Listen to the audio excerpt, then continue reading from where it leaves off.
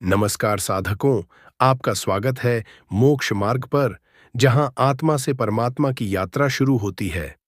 क्या तुमने कभी सोचा है, ईश्वर की सच्ची पूजा क्या है?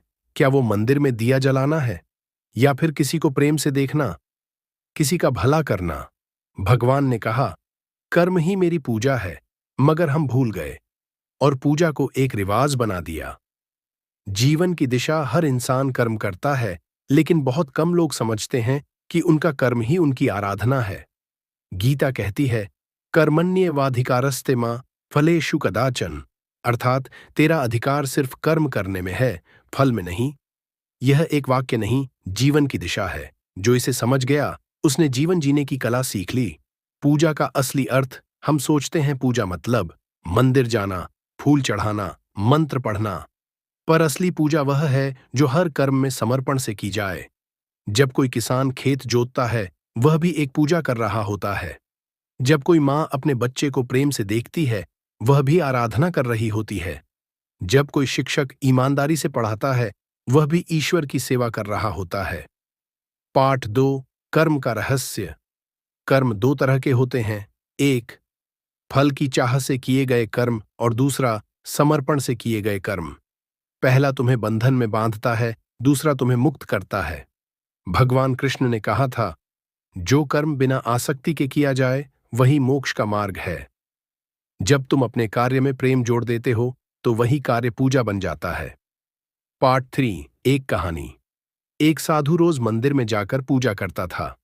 एक दिन उसने देखा, एक बूढ़ी औरत मंदिर के बाहर झाड़ू लगा रही है। साधु ने कहा, मां, पूजा करने अंदर क्यों नहीं आती? वह बोली, बेटा, जब मैं झाड़ू लगाती हूं तो मुझे लगता है कि मैं भगवान के द्वार को साफ कर रही हूं। मेरी झाड़ू ही मेरी पूजा है। साधु उस दिन समझ गया, कर्म ही सबसे बड़ी आराधना है।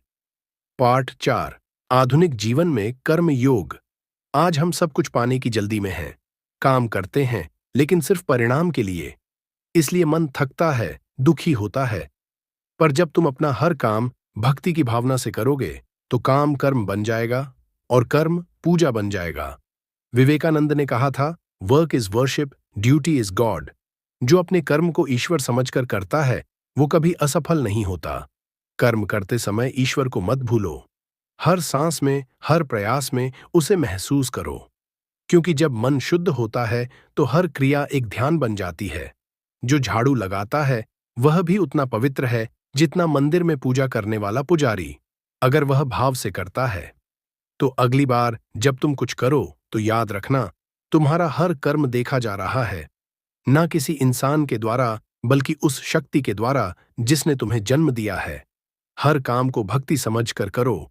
यही मोक्ष मार्ग है, यही सच्ची पूजा है। कर्म को ही ईश्वर मान लो, फिर तुम्हारा हर दिन प्रार्थना बन जाएगा। अगर आप भी मोक्ष के इस मार्ग पर चलना चाहते हैं, तो अभी सब्सक्राइब करें और हमारे साथ जुड़ें आत्मा से परमात्मा की यात्रा में।